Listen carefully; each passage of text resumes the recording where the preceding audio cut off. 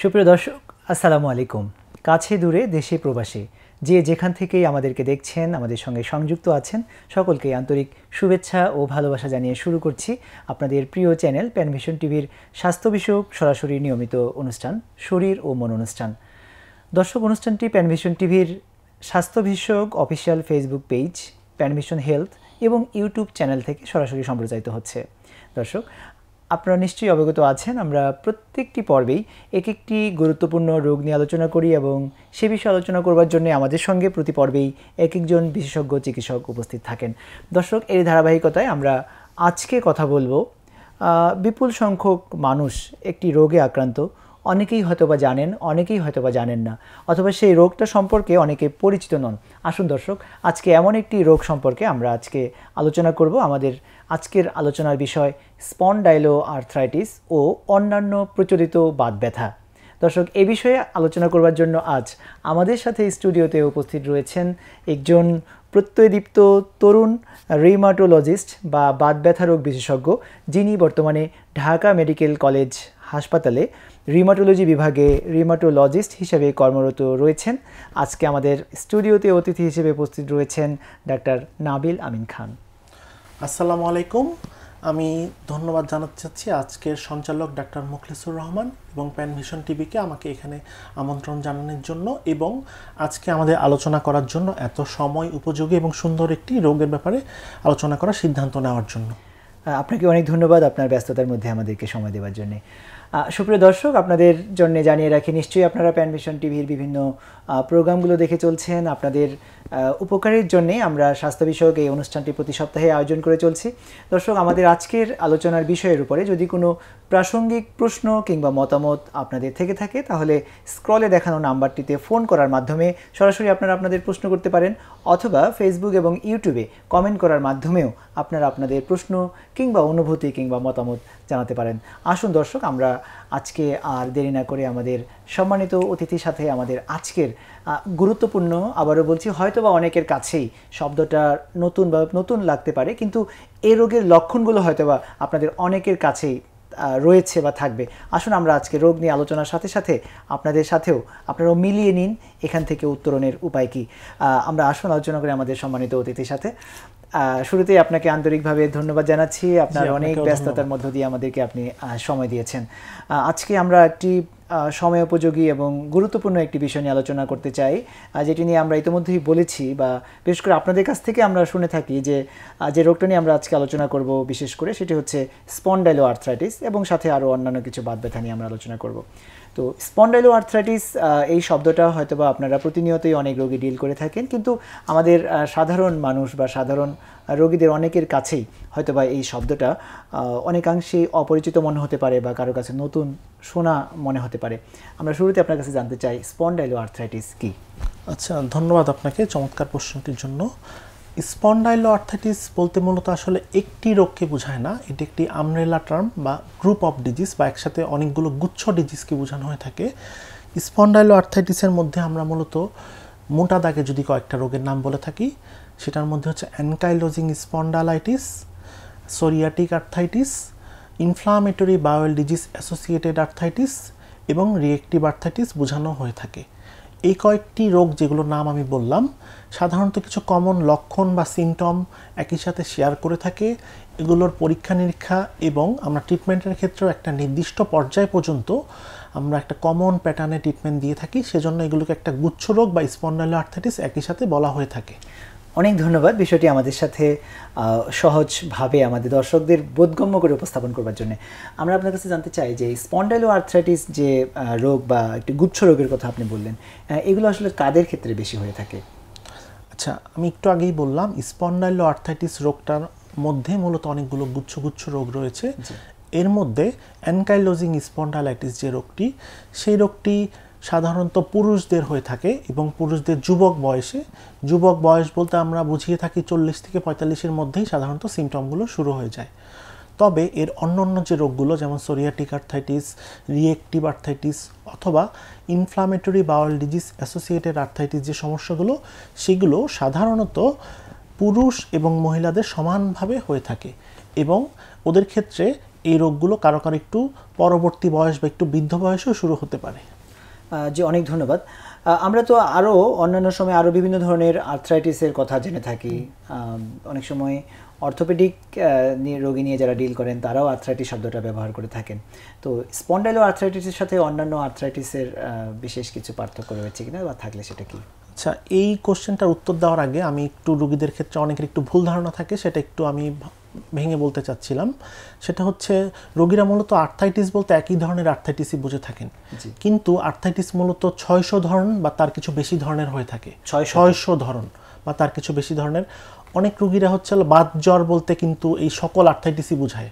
আসলে বাত জ্বর থেকে এই আর্থ্রাইটিসটা অনেক পার্থক্য। আমরা কমন যদি সবচেয়ে প্রচলিত একটা আর্থ্রাইটিস যেমন রিউমাটয়েড আর্থ্রাইটিস বলা হয়ে থাকে, সেটার থেকে যদি স্পন্ডাইলো আর্থ্রাইটিসকে কিছুটা পার্থক্য করতে চাই, তখন আমি বলতে পারি আমাদের স্পন্ডাইলো আর্থ্রাইটিসে মূলত হচ্ছে বড় বড় শরীরের গিরা বা জয়েন্টগুলো এবং পায়ের জয়েন্টগুলো বেশি ইনভলভমেন্ট হয়ে থাকে। তবে রিউমাটয়েড আর্থ্রাইটিস বা অন্যান্য আর্থ্রাইটিসের ক্ষেত্রে হাতের ছোট ছোট গিরাগুলো বা হাতের অন্যান্য জয়েন্ট বা গিরাগুলো একটু ইনভলভমেন্ট হয়ে থাকে। সেভাবে করে আমরা একটু পার্থক্যটা করে থাকি আর কি।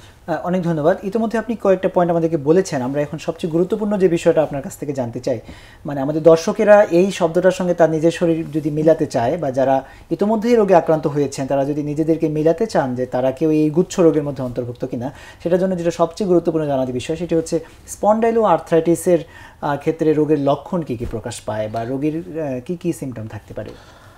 আচ্ছা, এই রোগের সিমটমটা আমরা বিশাল বড় একটা রেঞ্জ অফ সিমটম, মানে হচ্ছে লোকে কারো ক্ষেত্রে খুব তীব্র, কারো ক্ষেত্রে খুব সামান্য পরিমাণ সিমটম নিয়ে আসতে পারে।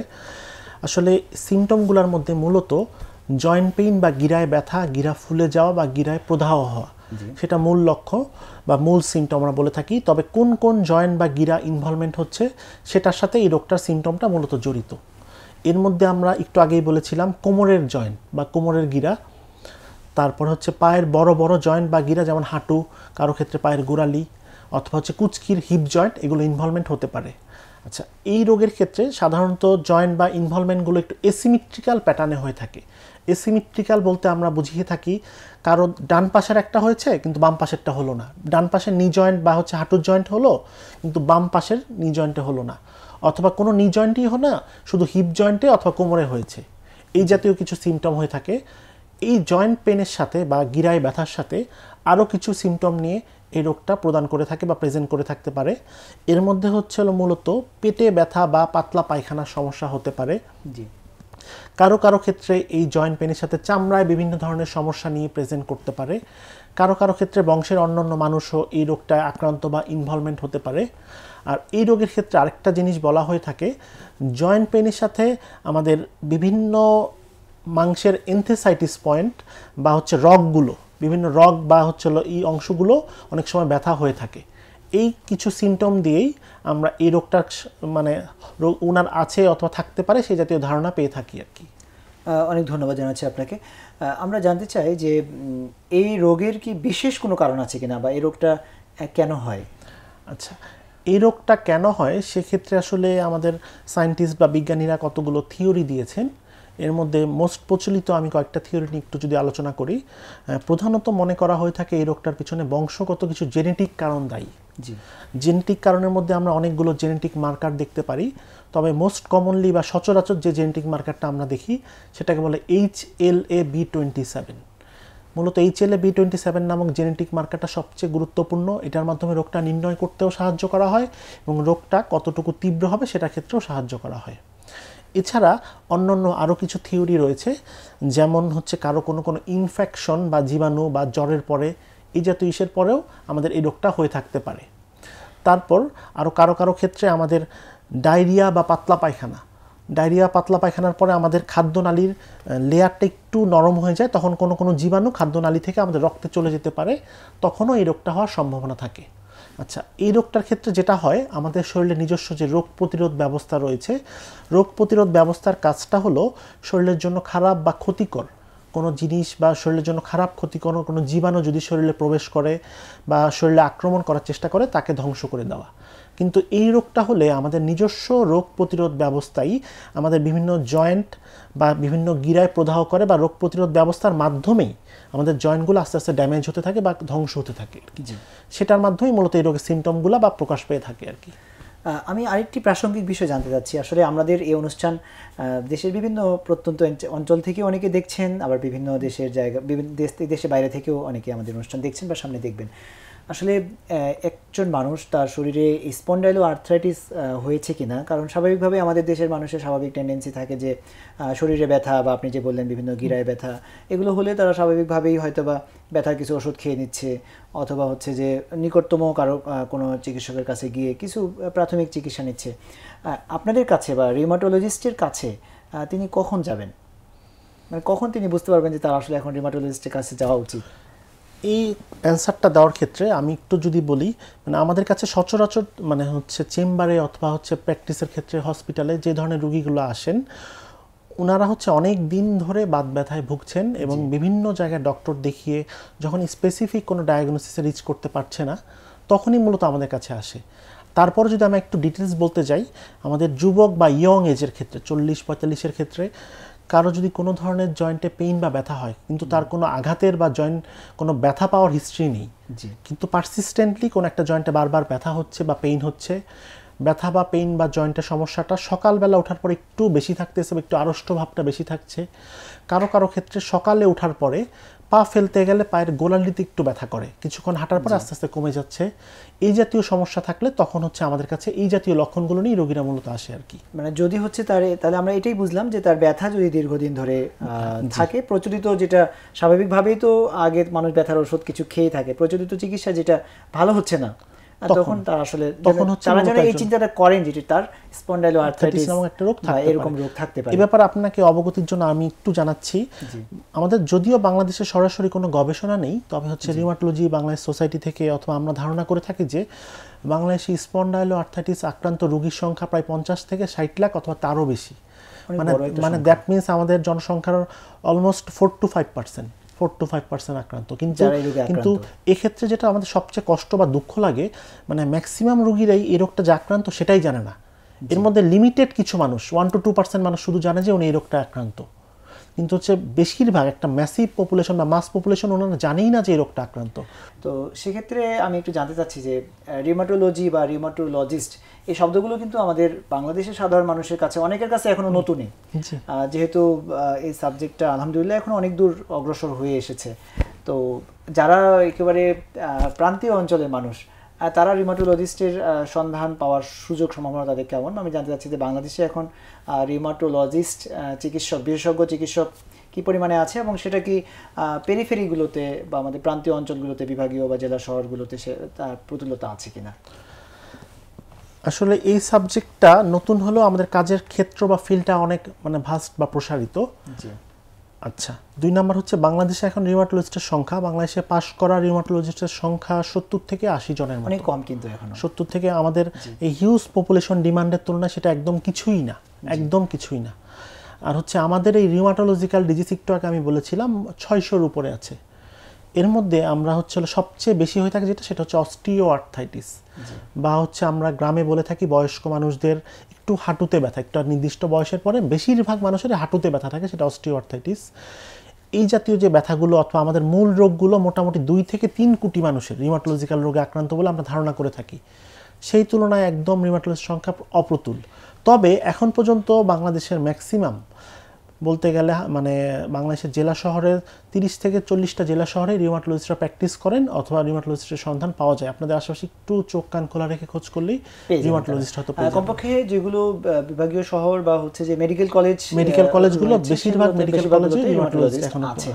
দর্শকদের কাছে একটা গুরুত্বপূর্ণ তথ্য, দর্শক এরকম সমস্যা নিয়ে দীর্ঘদিন ধরে অনেকেই ভুগছেন এবং সেখান থেকে উত্তরণের জন্য যদি আপনার আজকের আলোচনার সঙ্গে প্রাসঙ্গিক বা আপনার লক্ষণগুলো যদি মিলে যায়, তাহলে আপনি পারতপক্ষে আপনি একজন রিউমাটোলজিস্টের শরণাপন্ন হলে আপনার এই রোগ নির্ণয়, রোগের চিকিৎসা হয়তো আপনার জন্য অনেকাংশেই সহজ হতে পারে। দর্শক, আমরা পরবর্তী আলোচনায় যাই। আমরা আপনার কাছ থেকে, আমাদের একটা বিরতিরও সময় হচ্ছে, তার আগে আমরা আরেকটি গুরুত্বপূর্ণ প্রশ্নের উত্তর আপনার কাছে জানতে চাই যে এ ধরনের সমস্যা নিয়ে যখন আপনাদের কাছে রোগীরা আসে, বা স্পন্ডাইলো আর্থ্রাইটিস যেটা নিয়ে আমরা আজকে কথা বলছি, এই রোগটা নির্ণয় করার জন্যে বা নিশ্চিত হওয়ার জন্য রোগ নির্ণয়ের পদ্ধতিগুলো কী কী রয়েছে আসলে? আচ্ছা, খুবই চমৎকার প্রশ্ন। আচ্ছা, এই রোগটা নির্ণয় করার জন্য হিস্ট্রিটা বা রোগের আগের ইতিহাসটা রোগের জানাটা খুব গুরুত্বপূর্ণ। আমি একটু আগেই বলেছিলাম এই রোগটা সাধারণত অল্প অল্প করে শুরু হয়, রোগীরা অনেক সময় নিজেরাই নোটিস করেন না। মূলত রোগীরা আমাদের কাছে আসেন যখন ব্যথার তীব্রতা খুব বেশি বেড়ে যায়, ওষুধ খেয়েও কাজ করছে না তখন। কিন্তু আমরা যখন একটু গভীরভাবে হিস্ট্রিটা নেই বা রোগীর ইতিহাসটা জানার চেষ্টা করি, তখন আমরা দেখতে পাই যে রোগীর ব্যথাটা মূলত 4-5-7 বছর আগে শুরু হয়েছিল, কিন্তু তীব্রতা বাড়ছে হয়তো 1-2 মাস ধরে। এই সিমটম সাথে আমি একটু আগেই বলেছিলাম, সাথে কয়েকটা সিমটম যদি থাকে, যেমন পেটে যদি কোনো সমস্যা, চামড়ায় সমস্যা, ফ্যামিলি হিস্ট্রি পজিটিভ থাকা, এগুলোর সাথে আমরা রোগটা নিশ্চিত করার জন্য আরও কিছু পরীক্ষা নিরীক্ষা করে থাকি। পরীক্ষা নিরীক্ষার মধ্যে আমরা কমপ্লিট ব্লাড কাউন্ট বা সিবিসি রিপোর্টটা করে থাকি। সেখানে আমরা শরীরে কোনো ধরনের প্রদাহ বা ইনফ্লামেশন আছে কিনা সেগুলো দেখার জন্য কিছু মার্কার যেমন ইএসআর, সিআরপি, সেই রিপোর্টগুলো করে থাকি। আর রোগটা তারপরও নিশ্চিত করার জন্য আমরা কোমরের এক্সরে করে থাকি। এই রোগটায় মূলত কোমরের দুই পাশে স্যাক্রো আইলিয়াক জয়েন্ট বা আমরা মেডিকেল টার্মে এসআই জয়েন্ট বলে থাকি, সেই জায়গাটায় প্রদাহ হয়। আমরা এক্সরেতে সেই জায়গাটায় কোনো ধরনের প্রদাহ বা ইনফ্লামেশন আছে কিনা সেই সাইনগুলো দেখার চেষ্টা করি। তারপরে নিশ্চিত করার জন্য জেনেটিক মার্কার আমরা করতে পারি। জেনেটিক মার্কারের মধ্যে মোস্ট ইম্পর্টেন্ট হচ্ছে HLA-B27। আচ্ছা, এই রোগটা কারো কারো ক্ষেত্রে নন রেডিওলজিক্যাল হিসাবেও দেখা দিতে পারে।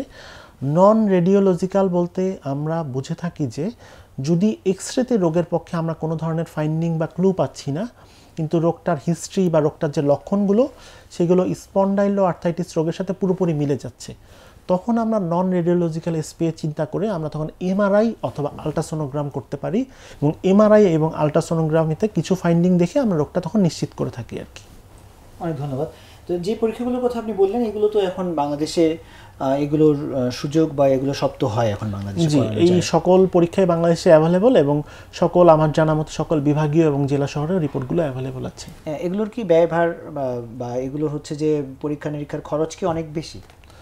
না, এটা মোটেও একদমই বেশি না। তবে আমাদের অজ্ঞতার কারণেই আমাদের রোগটা, আমি আগেও বলেছিলাম, হয়তো রোগটা নির্ণয় করা হয় না অথবা রোগটা নির্ণয় করতে একটু দেরি হয়ে যায়। এই পরীক্ষাগুলো সরকারি জায়গায় যদি কেউ করতে যায় তখন 1 থেকে 1,500 টাকার মধ্যে এই রোগটার জন্য যে প্রয়োজনীয় পরীক্ষাগুলো করা সম্ভব, এবং গিয়ে ব্যক্তিগত প্রাইভেট চেম্বারে অথবা প্রাইভেট জায়গায় করতে গেলেও তখন 2 থেকে 3,000 টাকার মধ্যেই রিপোর্টগুলো করে ফেলা সম্ভব। অনেক ধন্যবাদ জানাচ্ছি। আমাদের সময় হলো একটি ছোট্ট বিরতি। আমরা বিরতির পরে আবারও একই আলোচনার বাকি অংশে ফিরে আসছি ইনশাআল্লাহ। জি, ধন্যবাদ। সুপ্রিয় দর্শক, আজকে খুবই গুরুত্বপূর্ণ বিষয় নিয়ে আমরা আজকে কথা বলছি। স্পন্ডাইলো আর্থ্রাইটিস বা বাত ব্যথার একটি ধরন নিয়ে আমরা আজকে কথা বলছি। দর্শক, আলোচনার মাঝে সময় হলো একটি বিরতির পরে আমরা আবারও একই আলোচনায় ফিরে আসছি। ততক্ষণ আমাদের সঙ্গে থাকবেন।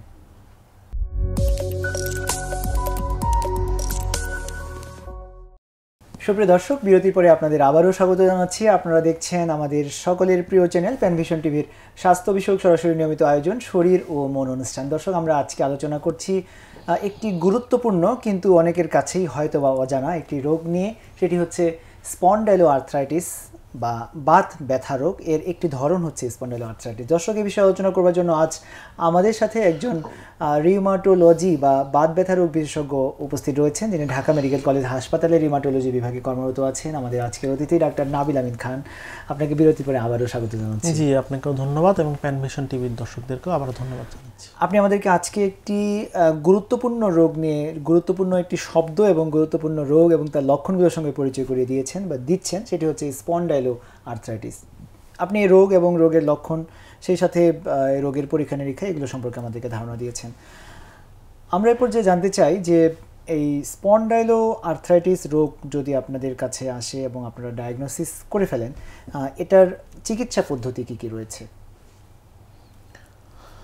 আচ্ছা, এটা চিকিৎসা পদ্ধতির মধ্যে আমরা মূলত নন ফার্মাকোলজিক্যাল ট্রিটমেন্ট বা জেনারেল ম্যানেজমেন্ট এবং ফার্মাকোলজিক্যাল বা ওষুধের ট্রিটমেন্ট, দুইটা ভাগে ভাগ করা থাকে। নন ফার্মাকোলজিক্যাল ট্রিটমেন্ট বা লাইফস্টাইল চেঞ্জের ট্রিটমেন্টটা খুবই গুরুত্বপূর্ণ। সেক্ষেত্রে আমরা প্রথমে সাজেস্ট করে থাকি কিছু এক্সারসাইজ বা ব্যায়াম করা। এক্সারসাইজের মধ্যে আমাদের মোস্ট স্পেসিফিক এবং সবচেয়ে ইফেক্টিভ বা ভালো এক্সারসাইজ বলা হয়ে থাকে সুইমিং করা। কারো যদি সুইমিং করার অপশন বা সাঁতার কাটার যদি অপশনটা থাকে, আমি সাজেস্ট করব সপ্তাহে মিনিমাম 2 থেকে 3 দিন 20 থেকে 30 মিনিট সাঁতার কাটলে এই রোগটা অনেকটাই ওষুধ ছাড়াও নিয়ন্ত্রণে রাখা সম্ভব। যদি সুইমিংয়ের অপশনটা স্বাভাবিক, এখন আমাদের দেশের কন্ডিশন অথবা আমাদের ঢাকায় যারা থাকেন তাদের ক্ষেত্রে যথেষ্ট কঠিন হয়ে যায়, তাদের ক্ষেত্রে পরবর্তী অপশন হিসাবে যদি সাইক্লিং করার বা সাইকেল চালানোর অপশন থাকে, সেটাও একটা বেটার অপশন হতে পারে। আর একদম যদি সুইমিং অথবা সাইকেল চালানোর অপশন না থাকে, তখন আমরা ব্যাক এক্সটেনশন এক্সারসাইজ বলে থাকি। সেটাকে গিয়ে শরীরের অংশটা নৌকার মতো করা, মানে আমরা একটু উপর হয়ে, মানে বুকটা খাটের সাথে লাগিয়ে শুয়ে মাথার অংশ এবং পায়ের অংশ উপরের দিকে নৌকার মতো করার চেষ্টা করা, এবং এভাবে করে সকালে এবং রাতে 4 সেট করে এক্সারসাইজটা করা।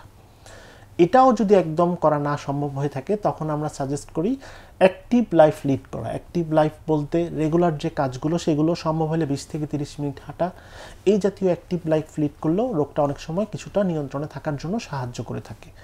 আচ্ছা, এই রোগীদের ক্ষেত্রে আরেকটা অ্যাডভাইস আমরা দিয়ে থাকি, উনি সকল কাজ করবেন এবং অ্যাক্টিভ লাইফ লিড করবেন, তবে কোনো ধরনের আঘাত বা ইনজুরি থেকে সম্ভব হলে একটু দূরে থাকা বা একটু অ্যাভয়েড করা। কারণ এই রোগের ক্ষেত্রে দেখা যায় আঘাত বা ইনজুরি হলে রোগটা একটু তীব্র আকারে দেখা যাওয়ার সম্ভাবনা বেশি থাকে। এবং তারপরে খুব গুরুত্বপূর্ণ একটি অ্যাডভাইস, সেটা হচ্ছে স্মোকিং। কেউ যদি স্মোকিং বা ধূমপানের অভ্যাস থাকে, ধূমপানটা অ্যাভয়েড করলেও রোগটা নিয়ন্ত্রণে রাখা খুব ভালো এবং খুব সুন্দর সম্ভব হয় আর কি। এই জাতীয় অ্যাডভাইসগুলো আমরা লাইফস্টাইলের ক্ষেত্রে করে থাকি। সবার লাস্ট যে অ্যাডভাইসটা আমি বলবো সেটা হচ্ছে ওজন কমানো বা আইডিয়াল বডি ওয়েট মেনটেন করা। কারো কারো যদি ওজন নর্মালের থেকে একটু বেশি থাকে তখন ওজন কমালেও রোগটা নিয়ন্ত্রণে রাখা সহজ বা সুন্দর হয়ে থাকে আর কি, যেটা হচ্ছে নন ফার্মাকোলজিক্যাল ম্যানেজমেন্ট। এরপরে আমরা ওষুধ বা ফার্মাকোলজিক্যাল ম্যানেজমেন্টের ক্ষেত্রে চলে আসব। আমরা যদি কারোর ক্ষেত্রে এই রোগটা চিন্তা করে থাকি, আমরা প্রথম দিকে ব্যথার ওষুধ বা এনএসআইডি গ্রুপের ওষুধ পূর্ণ ডোজ এবং পূর্ণ ডিউরেশন, মানে যতটুকু খাওয়া দরকার সেই আইডিয়াল ডোজ এবং আইডিয়াল সময় দিয়ে আমরা প্রথমে চেষ্টা করে থাকি। আইডিয়াল সময় বা আইডিয়াল ডোজ বলতে আমি বুঝিয়ে থাকি মিনিমাম 2 সপ্তাহ একটা ওষুধ খাওয়ার পরে কাজ করছে কি করছে না এটা দেখা, এবং একটা ওষুধ কাজ না করলে 2টা ওষুধ আমরা ট্রাই করতে পারি। আচ্ছা, এটা যদি কাজ না করে পরবর্তী ওষুধগুলোর মধ্যে আমরা বলে থাকি ডিজিজ মডিফাইং ড্রাগ বা ডিএমআরস মেডিকেল টার্মে। সেটা 2 ভাগে আমরা এই রোগের ক্ষেত্রে দিয়ে থাকি, একটা হচ্ছে নন বায়োলজিক্যাল ড্রাগস এবং বায়োলজিক্যাল ড্রাগস। নন বায়োলজিক্যাল ড্রাগসগুলো সাধারণত মুখে খাওয়ার অপশন হয়ে থাকে, এবং বায়োলজিক্যাল ড্রাগসগুলো অনেকটা ইনসুলিনের মতো বা সাবকিউটেনাস নেওয়ার অপশন হয়ে থাকে। এভাবেই এই রোগটার আমরা ট্রিটমেন্টটা করে থাকি। এবং বর্তমান যে গাইডলাইন বা উন্নত বিশ্বে যে সকল ধরনের ওষুধ দিয়ে এই রোগটা ট্রিটমেন্ট করা হয়ে থাকে, আল্লাহর রহমতে বাংলাদেশে মোটামুটি সকল ধরনের ওষুধই অ্যাভেলেবল বা পর্যাপ্ত পরিমাণে পাওয়া যাচ্ছে। এই যে আপনি ডিএমআর ড্রাগ বললেন অথবা ডিজিজ মডিফাইং ড্রাগ যেগুলো আপনি বললেন, এবং সেই সাথে আরও বিশেষ কিছু ওষুধের কথা বললেন এবং ব্যথানাশক কিছু ওষুধের কথাও আপনি বললেন। তো এইখানে যে ওষুধগুলো প্রয়োগ করা হয়ে থাকে এগুলোর বিশেষ কিছু পার্শ্ব প্রতিক্রিয়া রয়েছে কিনা? আচ্ছা, এখন যদি আমি বাই নেমে বা ওষুধের নাম ধরে বিশেষ কিছু পার্শ্ব প্রতিক্রিয়া আমরা উল্লেখ করে থাকি, আমরা এই রোগের ক্ষেত্রে প্রথমে সালফাসালাজিন নামক একটি গ্রুপের ওষুধ দিয়ে থাকি। এই ওষুধটা যেহেতু সালফার কন্টেনিং একটা ড্রাগ, আমাদের বডিতে যে কোনো ধরনের সালফার কন্টেনিং ড্রাগে একটা অ্যালার্জি হওয়া বা একটা র্যাশ হওয়ার একটা প্রবণতা থাকে, সেই হিসাবে সালফাসালাজিনও একটা র্যাশ হয়ে থাকতে পারে। 2 নাম্বার হচ্ছে এই ওষুধটা খেলে কারো কারো ক্ষেত্রে পেটে কিছুটা সমস্যা, অতিরিক্ত গ্যাস হওয়া, পাতলা পায়খানার সমস্যা, এই জাতীয় সমস্যা হয়ে থাকে।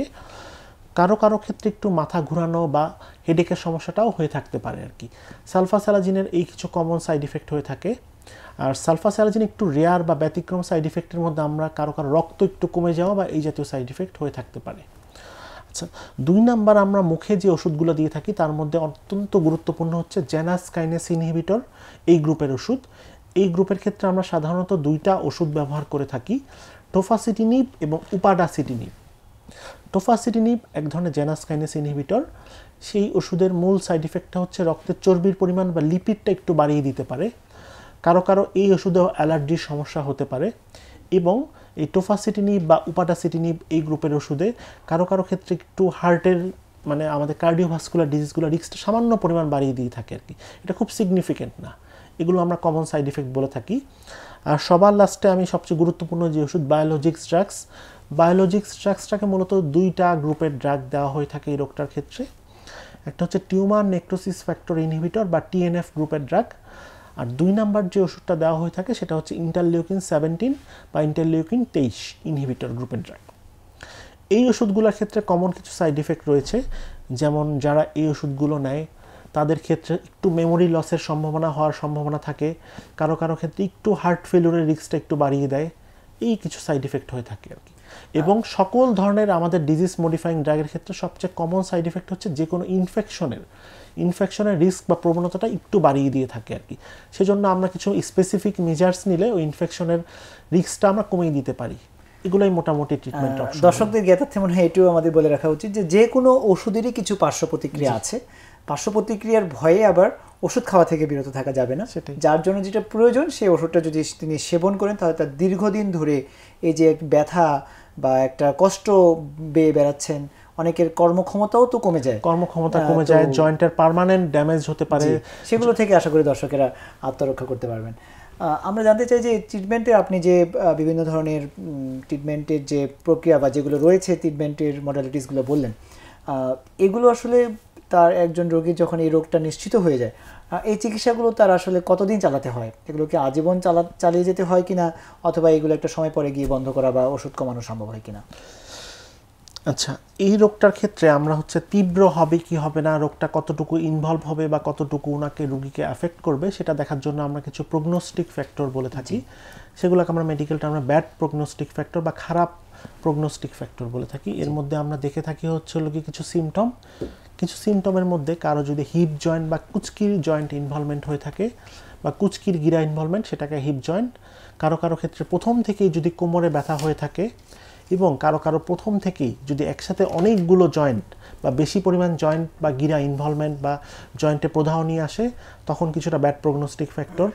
এবং আমরা রক্তেও কিছু প্রগনোস্টিক ফ্যাক্টর দেখে থাকি, যেমন কারো প্রথম দিকে ইনফ্লামেটরি মার্কার বা ইএসআর সিআরপিটা বেশি, কারো ক্ষেত্রে বংশগত মার্কার যেমন HLA-B27 যদি বেশি থাকে, তখন এই রোগটা তীব্র হওয়ার সম্ভাবনাটা থাকে। আচ্ছা, এই রোগটা একদম নির্মূল করা সম্ভব নয়, তবে আমরা ওষুধের মাধ্যমে রোগটা সুন্দর মতো নিয়ন্ত্রণ করে আমরা একদম স্বাভাবিক জীবন এবং জয়েন্টের ড্যামেজ হওয়া, জয়েন্টের ক্ষতি হওয়া আমরা প্রিভেন্ট করতে পারি। এই রোগটার চিকিৎসাটা সাধারণত দীর্ঘমেয়াদী বলা হয়ে থাকে, তবে রোগটা পুরোপুরি নিয়ন্ত্রণে আসলে আমরা একটা নির্দিষ্ট সময় পরে ওষুধ একদম কমিয়ে দিয়ে বা বন্ধ করে দিয়েও রোগটাকে নিয়মিত ফলো আপে রেখে রোগীকে আমরা ট্রিটমেন্ট করে থাকি। এটাকে অনেকটা আমরা ডায়াবেটিসের সাথেও মিলাতে পারি, যে যাদের ডায়াবেটিস হয় দীর্ঘদিন ধরে ওষুধ খেতে হয়, এটাকে নির্মূল অনেকের হয় না, কিন্তু নিয়ন্ত্রণে রেখে উনি স্বাভাবিক জীবন যাপন করতে পারেন। একদম এই রোগটা ডায়াবেটিস অথবা প্রেশারের মতনই একদম নির্মূল করার মতো কোনো ওষুধ তৈরি হয়নি, কিন্তু আমরা পুরোপুরি রোগটা নিয়ন্ত্রণে রাখাও সম্ভব এবং একদম স্বাভাবিক জীবনযাপন করাও সম্ভব। গুরুত্বপূর্ণ আমরা একটু তথ্য পেলাম যে এই রোগের আসলে চিকিৎসাটা প্রয়োজন, চিকিৎসা নিলে রোগী তার স্বাভাবিক কাজকর্ম বা সুন্দর সুস্থ জীবন উপভোগ করতে পারবেন, এটা আমরা আপনার কাছ থেকে জানতে পারলাম ইনশাল্লাহ। আমরা জানতে চাই যে এই রোগের ক্ষেত্রে যদি এই রোগটা কারো হয়ে থাকে, আপনি বললেন যে পরিপূর্ণভাবে সুস্থ না হলেও তিনি স্বাভাবিক জীবনযাপন করবেন। আমাদের দেশের মানুষের আর্থসামাজিক অবস্থা বিবেচনা করলে অনেকেই হয়তোবা না জানার কারণে অথবা অনেকে আর্থিক সহায় সংকটের কারণে অনেক সময় সঠিক সময়ে সঠিক জায়গায় সঠিক চিকিৎসাটা নেয় না বা নিতে চায় না। আর যেহেতু আপনি বললেন যে দীর্ঘদিন ধরে ওষুধ চালিয়ে যেতে হবে, তো আমি জানতে চাই যে কোনো রোগী যদি এই রোগটা তার হয়েছে, তিনি যদি চিকিৎসাটা সঠিক সময়ে না নেন বা এটাকে যদি অবহেলা করেন অথবা চিকিৎসা যদি বিলম্বিত করেন, তাহলে তার কি পরবর্তী সময়ে এটার জন্য কি ভোগান্তি হতে পারে বা এটার কনসিকুয়েন্স কি হতে পারে? আচ্ছা, খুবই চমৎকার একটা প্রশ্ন। এই রোগটার ক্ষেত্রে আমি একটু আগেই বলেছিলাম, আমরা কিছু প্রগনোস্টিক মার্কার বা রোগটা কতটুকু তীব্র হবে বা জীবনযাত্রায় কতটুকু এফেক্ট করবে, সেটার জন্য আমরা প্রথমে কিছু প্রগনোসিস দেখে থাকি। সেই প্রগনোস্টিক মার্কার জন্য কারো যদি খারাপ হয়ে থাকে, যেমন ইনিশিয়ালি যদি প্রথম দিকে অনেকগুলো জয়েন্ট ইনভলভমেন্ট অথবা রক্তের যে মার্কারগুলো আমি বলেছিলাম ইএসআর সিআরপি রেইজড অথবা HLA-B27 পজিটিভ, প্রগনোস্টিক মার্কার অথবা সিমটমগুলো যদি প্রথমেই তীব্র হয়ে থাকে, তখন রোগটা ট্রিটমেন্ট না নিলে খুব তীব্র আকারে যাওয়ার সম্ভাবনা খুব বেশি। খুব তীব্র আকারে বলতে আমি বোঝাচ্ছি উনার অ্যানকাইলোজিং, এই রোগটার একটা নাম ছিল, আগে বলা হতো অ্যানকাইলোজিং স্পন্ডালাইটিস। অ্যানকাইলোজিং মানে জয়েন্টগুলো একটার সাথে একটা লেগে যাওয়া। ফোন নিয়ে পরবর্তী আলোচনায় আসি। ওয়ালাইকুম আসসালাম। দর্শক কে আছেন আমাদের সাথে, আপনার পরিচয় দিয়ে প্রশ্ন করুন। জি বলুন।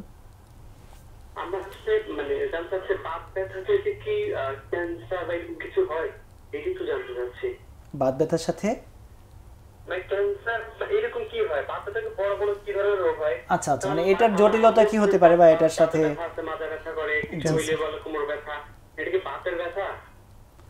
প্রশ্নটা কি বুঝতে পেরেছেন কিনা? জি, আমি প্রশ্নটা বুঝতে পেরেছি। জি, ধন্যবাদ আপনাকে চমৎকার একটি প্রশ্ন করার জন্য। উনি মূলত দুইটা কোশ্চেন করেছেন এখানে। একটা বাত ব্যথার রোগ থেকে পরবর্তীতে ক্যান্সার হয় কিনা, এবং গিয়ে কোমর ব্যথা এবং বিভিন্ন জয়েন্টের যে পেইনগুলো সেগুলো বাত ব্যথা কিনা। আচ্ছা, প্রথম প্রশ্নটা আমি একটু বলি। আমি তো একটু আগেই বলেছিলাম বাত ব্যথার মধ্যে মূলত 600-র উপরে রোগ রয়েছে। এর মধ্যে কিছু কিছু রোগ থেকে ক্যান্সার হওয়ার সম্ভাবনা খুব বেশি। তবে আজকে আমরা যে রোগটা নিয়ে আলোচনা করছি সেই রোগের সাথে ক্যান্সারের এখন পর্যন্ত খুব বেশি অ্যাসোসিয়েশন বা আমরা সায়েন্টিফিক কোনো কোরিলেশন পাইনি, এইটা একটা। দ্বিতীয়ত যে কোশ্চেনটা উনি করেছেন বিভিন্ন জয়েন্টে যে পেইন হয় সেটার সাথে এই রোগটা জড়িত কিনা অথবা এই রোগটা সিমটম আকারে আসতে পারে কিনা, সেটা আমি একটু আগেই বলেছিলাম। কারো যদি ইয়ং এজ মানে 40 থেকে 50-এর আগে যদি কোনো ধরনের ব্যথা শুরু হয় কোনো ধরনের জয়েন্টে, এবং প্রচলিত ডক্টরের যে নলেজগুলো অথবা প্রচলিত ডক্টরের যে রিপোর্টগুলো সেগুলো দিয়ে যদি রোগটা নির্ণয় না করা হয়, তখন ওনার স্পন্ডাইলোআর্থাইটিস নামক রোগটা থাকার সম্ভাবনা খুব বেশি। অনেক ধন্যবাদ দর্শক, আশা করি আপনি উত্তরটি পেয়েছেন। আমরা যে আলোচনায় ছিলাম আমাদের সময়ও প্রায় ফুরিয়ে যাচ্ছে। আমরা আপনি আলোচনা বলছিলেন বা আমাদের সর্বশেষ যে ট্রিটমেন্ট না নেয় তখন হচ্ছে না নিলে সেটার কি কি জটিলতা হতে পারে। আচ্ছা, তারপর কেউ যদি এই রোগটা তীব্র আকারে হওয়ার সম্ভাবনা কিন্তু উনি ট্রিটমেন্ট নিচ্ছেন না, তখন হচ্ছে এই রোগটাকে আগে বলা হতো অ্যানকাইলোজিং স্পন্ডালাইটিস। অ্যানকাইলোজিং মানে হচ্ছে জয়েন্টগুলো ফিউজড হয়ে যাওয়া, লেগে যাওয়া। যদি ট্রিটমেন্ট না নেয় তখন তীব্র আকারে বিভিন্ন জয়েন্টগুলো ফিউজ হয়ে যাওয়া। মূলত এটা কোমরের জয়েন্টগুলোতে হয়। তখন রোগীর সকল ধরনের মুভমেন্ট, সামনে পিছনে কাত হয়ে কাজ করা, ডানে বামে কাত হয়ে কাজ করা, এই জয়েন্টগুলো এই মুভমেন্টগুলো একদম রেস্ট্রিক্টেড বা নিষিদ্ধ হয়ে যেতে পারে। 2 নম্বর ক্ষেত্রে এই জয়েন্টের ক্ষেত্রে আমরা এভাস্কুলার নেক্রোসিস একটা টার্ম ইউজ করে থাকি। এভাস্কুলার নেক্রোসিস মানে জয়েন্টের রক্ত চলাচল বন্ধ হয়ে জয়েন্টটা একদম ড্যামেজ হয়ে যাওয়া। এটা এই রোগটার ক্ষেত্রে কারো কারো ক্ষেত্রে অস্টিওপোরোসিস হওয়ার সম্ভাবনা বা জয়েন্ট একদম নরম হয়ে যাওয়ার সম্ভাবনা বা জয়েন্ট ভেঙে যাওয়ার সম্ভাবনাও খুব বেশি থাকে। এগুলো এই রোগের তীব্র আকারে কনসিকুয়েন্স বা আমরা তীব্র সিকোয়েন্স আমরা বলে থাকি আর কি। অনেক ধন্যবাদ। আসলে আমরা আপনার কাছে যে বিষয়গুলো জানতে পারলাম এগুলোর সামারাইজ এটাই আসলে যে জয়েন্টগুলো তার স্বাভাবিক কার্যক্ষমতা হারিয়ে ফেলে, জয়েন্টগুলো আটকে যেতে পারে, জয়েন্টগুলোতে ক্ষয় হতে পারে। তার মানে একটা আসলে জয়েন্ট তো জয়েন্টের মুভমেন্টটা ফুল রেস্ট্রিক্টেড হয়ে যাবে। ধরেন একজন হাতের ক্ষেত্রে ফুল মুভমেন্টে যতটুকু রেস্ট্রিক্টেড বা মুভমেন্ট করে সেটা উনি করতে পারবেন না। সেক্ষেত্রে তো জীবন যাপনের স্বাভাবিক জীবন যাপনই ওনার হ্যাম্পার হবে বা ব্যাঘাত। আমরা তো আমাদের শরীরের জয়েন্টগুলো তো আল্লাহর একটা বিশেষ চমৎকার একটা সৃষ্টি আসলে। যেমন জয়েন্টের মুভমেন্ট না হলে তো তিনি কোনো কিছুই করতে পারবেন না। দর্শক, আশা করি এই বিষয়টির গুরুত্ব আপনারা উপলব্ধি করতে পেরেছেন। আমরা শেষ করতে যাচ্ছি, তার আগে আপনার কাছ থেকে আরও ছোট্ট 2টা বিষয় জানবো। একটি হচ্ছে যে আপনি বলেছেন যে এই রোগের সাথে পারিবারিক একটা সম্পর্ক রয়েছে, ফ্যামিলি হিস্ট্রির একটা সম্পর্ক রয়েছে। তো কোনো পরিবারের যদি কোনো সদস্য এ রোগে আক্রান্ত হয়ে থাকেন, যেটা পরীক্ষা নিরীক্ষার মাধ্যমে প্রমাণিত বা নিশ্চিত হয়ে যান, তাহলে পরিবারের অন্যান্য সদস্য যারা রয়েছেন তাদের ক্ষেত্রে বিশেষ কিছু করণীয় রয়েছে কিনা? আচ্ছা, খুবই চমৎকার এবং খুবই গুরুত্বপূর্ণ একটা প্রশ্ন এটা। আমরা বলেছিলাম এই রোগটা নির্ণয় করা বা আমাদের রোগটা ডায়াগনোসিস করার জন্য একটা বংশগত মার্কার দেখা হয়ে থাকে। যদি কারোর বংশে এই জাতীয় রোগী বা এই জাতীয় মার্কারটা পজিটিভ থাকে, তখন পজিটিভ থাকা মানেই যে পরিবারের অন্যান্য সদস্যরা এই রোগটা আক্রান্ত হচ্ছে ব্যাপারটা সেরকম নয়। তবে ওনাদের ক্ষেত্রে এই রোগটা হওয়ার সম্ভাবনাটা একটু বেশি স্বাভাবিক মানুষের থেকে। সেজন্য আমি ওনাদেরকে সাজেস্ট করব, পরিবারের কোনো ব্যক্তি যদি এই রোগটা আক্রান্ত হয়ে থাকেন, তখন অন্যদের ক্ষেত্রে যদি এই জাতীয় কোনো জয়েন্ট পেনের সিমটম বা আজকে স্পন্ডাইলোআর্থাইটিসের যে লক্ষণগুলো আমরা বললাম, সেই লক্ষণ সামান্য পরিমাণে দেখা দিলেও নিকটবর্তী ডক্টর অথবা রিউমাটোলজিস্টের শরণাপন্ন হয়ে প্রথম থেকে যদি চিকিৎসা নেয়, আমরা জয়েন্টের সিভিয়ার কনসিকুয়েন্স বা এই রোগের সবচেয়ে খারাপ দিকগুলো একদম প্রিভেন্ট করে স্বাভাবিক জীবনযাপন করা একদম সম্ভব। অনেক ধন্যবাদ। আমরা আরেকটি প্রশ্ন যেটা একেবারেই প্রাসঙ্গিক না জানলেই নয়, সেটি হচ্ছে যে এই রোগের সাথে গর্ভকালীন সময়ের সমন্বয়টা কীভাবে, খুব সংক্ষেপে যদি বলতেন, আমাদের সময় প্রায় শেষ, যে গর্ভবতীদের ক্ষেত্রে এই রোগটা হওয়ার প্রবণতা বা সম্ভাবনা কীরকম এবং তার ক্ষেত্রে চিকিৎসার ক্ষেত্রে কোনো বিশেষ প্রোটোকল আলাদা রয়েছে কি? আচ্ছা, এই রোগটা গর্ভকালীন ক্ষেত্রে রোগের একটা সিকোয়েন্স বা কোর্স রয়েছে এবং ট্রিটমেন্টের একটা কোর্স রয়েছে। আমাদের বইপত্রের কথা অনুযায়ী বলা হয়ে থাকে এই রোগটা 1/3 বা 30 to 40% মানুষের ক্ষেত্রে এই রোগটা গর্ভকালীন সময়ে কমে যায় এবং 1/3 ক্ষেত্রে রোগটা যে অবস্থায় ছিল গর্ভকালীন অবস্থার আগে একই ধরনের অবস্থায় থাকে এবং 30 to 40% ক্ষেত্রে এই রোগটা গর্ভকালীন অবস্থায় বেড়ে যায়। মানে আমরা 1/3 রোগের মানুষের ক্ষেত্রে এটা একই ধরনের থাকবে, 1/3 মানুষের ক্ষেত্রে এটা বেড়ে যাবে এবং 1/3 মানুষের ক্ষেত্রে এটা কমে যেতে পারে। এটা হচ্ছে গর্ভকালীন সময় রোগটা ডিজিজ ন্যাচারাল কোর্স। এবং গর্ভকালীন সময় এই রোগটা ট্রিটমেন্টের ক্ষেত্রে আমরা কিছুটা জটিলতা বোধ করে থাকি, কারণ আপনারা সবাই জানেন আমরা একজন গর্ভকালীন মাকে সকল ওষুধ দিতে পারি না, কারণ তখন আমাদের 2টা জীবন হাতে রয়েছে। সে সময় গর্ভকালীন অবস্থায় আমাদের ব্যথার ওষুধগুলো দেওয়ার ক্ষেত্রে খুব সতর্কতা অবলম্বন করতে হবে। আমরা সাধারণত 20 সপ্তাহের পরে কোনো ধরনের ব্যথার ওষুধ দেওয়াটা সাজেস্ট করিও না এবং খুবই রিস্কি ব্যথার ওষুধ দেওয়াটা। তখন বাচ্চার পানি কমে যাওয়া, বাচ্চার হার্টের রক্ত চলাচল বন্ধ হয়ে যাওয়া, এই জাতীয় সম্ভাবনা খুব বেশি থাকে। তারপর গর্ভকালীন অবস্থায় আমরা মূল ডিজিজে যে ডিজিজ মডিফাইং ড্রাগ বা ডিএমআরসের কথা বলেছিলাম, তখন সালফাস্যালাজিন গ্রুপের ওষুধ এবং টিএনএফ গ্রুপের ওষুধটা কম্পারেটিভলি সেফ ওষুধ বলা হয়ে থাকে গর্ভকালীন সময়। আমরা যদি কেউ প্রেগনেন্সি প্ল্যান করে থাকেন, তখন আমরা প্রেগনেন্সির আগেই এই ওষুধগুলোতে সুইচ করে রোগটাকে নিয়ন্ত্রণ করার মাধ্যমে তারপর প্রেগনেন্সির সাজেস্ট করে থাকি আর কি। জি, মানে হচ্ছে যে কেউ যদি কোনো মা, যিনি মা হতে চলেছেন বা মা হচ্ছেন, তিনি যদি এই রোগে আক্রান্ত হয়ে থাকেন, তাহলে তাকে প্রেগনেন্সি বা বাচ্চা নেয়ার পরিকল্পনা করার আগে বা পরিকল্পনা করেই রিউমাটোলজিস্টের পরামর্শক্রমে তার ওষুধের মডিফিকেশন করাটা খুবই গুরুত্বপূর্ণ। অনেক ধন্যবাদ। সর্বশেষ প্রশ্ন হচ্ছে, বাত ব্যথার এই রোগগুলোর সাথে টিকা বা ভ্যাকসিনের কোনো বিষয় আছে কিনা, থাকলে সেটা যদি একটু বলতেন, এর মধ্যে দিয়ে আমরা শেষ করবো ইনশাআল্লাহ। এক্ষেত্রে হচ্ছে হলো গিয়ে দুইটা অপশন। আমাদের যে নর্মাল বাত ব্যথার রোগগুলো হলে আমাদের শরীরের রোগ প্রতিরোধ ক্ষমতা কিছুটা কমে যায়, এবং আমরা এই রোগটা নিয়ন্ত্রণ করার জন্য যে ওষুধগুলো দিচ্ছি, সেই ওষুধগুলো বিভিন্ন ধরনের ইনফেকশনের বা বিভিন্ন ধরনের জীবাণু সংক্রমণের সম্ভাবনা কিছুটা বাড়িয়ে দেয়। সেজন্য আমরা নিয়মিত কিছু ফলো আপ করে থাকি, রোগীর কিছু হিস্ট্রি বা ইতিহাস শুনে থাকি, এবং রোগীটার বিভিন্ন কমন বা প্রচলিত ইনফেকশন প্রিভেন্ট করার জন্য কিছু ভ্যাকসিনেশন দেওয়া হয়ে থাকে। সাধারণত আমরা ইনফেকশন বা নিউমোনিয়ার ভ্যাকসিনটা, ইনফ্লুয়েঞ্জা ভ্যাকসিন বা টিউবারকুলোসিস, এই জাতীয় ভ্যাকসিনগুলো আমরা দিয়ে থাকি আর কি রোগীদের। অনেক ধন্যবাদ আপনাকে। আমরা শেষ করতে যাচ্ছি। আসলে বাত ব্যথা রোগ নিয়ে যারা ভুগেন তারাই আসলে বুঝতে পারেন যে এটার কষ্ট কত বেশি। পাশের মানুষ, প্রিয়জনরাও হয়তো বা একটু সমবেদনা জানান, কিন্তু যার কষ্ট, যিনি তার জয়েন্ট মুভমেন্ট করতে পারছেন না, চলাফেরা করতে পারছেন না, উঠা বসা করতে পারছেন না, ইভেন ইবাদত বন্দিগুলো ঠিক মতো করতে পারছে না, তার মনের যন্ত্রণা, শরীরের যন্ত্রণার সাথে মনের যন্ত্রণা আসলে অনেক বেশি। তো এই রোগ থেকে বেঁচে সুস্থ সুন্দর স্বাভাবিক জীবনযাপন যেন আমাদের দর্শকেরা সকলেই করতে পারেন, তার জন্য বিশেষ যদি কোনো পরামর্শ থাকে, শেষ মিনিটে আপনি আমাদের দর্শকদের উদ্দেশ্যে একটু বলুন, তারপর আমরা এই রোগটার ক্ষেত্রে আমি রোগীদের বিশেষ যে পরামর্শ বা সবচেয়ে গুরুত্বপূর্ণ যে পরামর্শটা দিব, শরীরকে নিয়ে অবহেলা নয়। আমরা দিনের জন্য যত ইনকাম করি না কেন, যত কিছুই করি না কেন, আমাদের সুস্থতাই কিন্তু আল্লাহর সবচেয়ে বড় নেয়ামত। এজন্য এই রোগের যদি কোনো ধরনের লক্ষণ আপনাদের মধ্যে থেকে থাকে, এবং প্রাথমিক অবস্থায় যদি আপনারা একজন চিকিৎসক এবং বা রিউমাটোলজিস্টের শরণাপন্ন হন, এবং পূর্ণ এবং আধুনিক চিকিৎসার মাধ্যমে রোগটা পুরোপুরি নিয়ন্ত্রণ হয়ে আপনার একদম সুস্থ স্বাভাবিক জীবনযাপন করে আল্লাহর অশেষ নিয়ামত ভোগ করতে পারবেন। ওই জন্য আমি সাজেস্ট করব যে ইনিশিয়াল স্টেজে বা প্রথম দিকে যদি আপনারা চিকিৎসকের শরণাপন্ন হয়ে চিকিৎসা নিয়ে থাকেন, তখন হচ্ছে আপনাদের সুস্থতাও ভালো হবে এবং রোগটা নিয়ন্ত্রণ করাও খুব সুন্দর হবে। জি, ধন্যবাদ। অনেক ধন্যবাদ জানাচ্ছি আপনাকে, আপনার মূল্যবান সময় দিয়ে আমাদেরকে ধন্য করার জন্য, সাথে গুরুত্বপূর্ণ একটি বিষয়ের গুরুত্বপূর্ণ জ্ঞান দিয়ে আমাদেরকে। জি, আপনাকে এবং প্যানভিশন টিভি সকল শুভাকাঙ্ক্ষী এবং দর্শকদেরও আমার শুভেচ্ছা এবং ধন্যবাদ জানাচ্ছি আজকের এতক্ষণ সময় নিয়ে আমাদের আলোচনা এবং শোনার জন্য। সুপ্রিয় দর্শক, আমরা এই অনুষ্ঠানটি প্রতি সপ্তাহেই আয়োজন করে থাকি আসলে আপনাদেরকে মানুষের শরীরে যে রোগগুলো হয়ে থাকে সেই রোগগুলো সম্পর্কে পরিচিত করানো, এবং সেই সাথে যেগুলো যে চিকিৎসা পদ্ধতি রয়েছে সেগুলো সম্পর্কে আপনাকে অবহিত করানো, এজন্যে যে যাতে করে যেটার চিকিৎসা পদ্ধতি আমাদের হাতের নাগালের মধ্যে রয়েছে, শুধুমাত্র না জানার কারণে কিংবা অবহেলার কারণে সঠিক চিকিৎসা না নিয়ে অনেকের জীবন খুব কষ্টকর হয়ে যায়।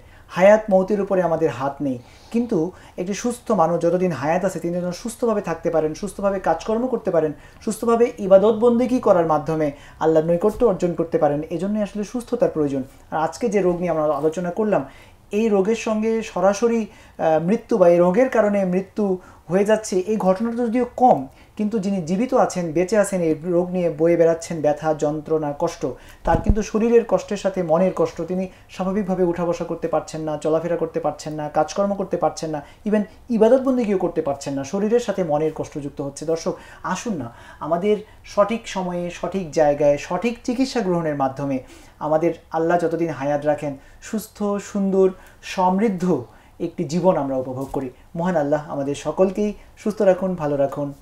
আজ এ পর্যন্তই শেষ করছি। পরবর্তী পর্বে আমরা ভিন্ন কোনো একটি বিষয় নিয়ে আবারও আলোচনায় যুক্ত হব ইনশাআল্লাহ। আল্লাহ হাফেজ। আসসালামু আলাইকুম।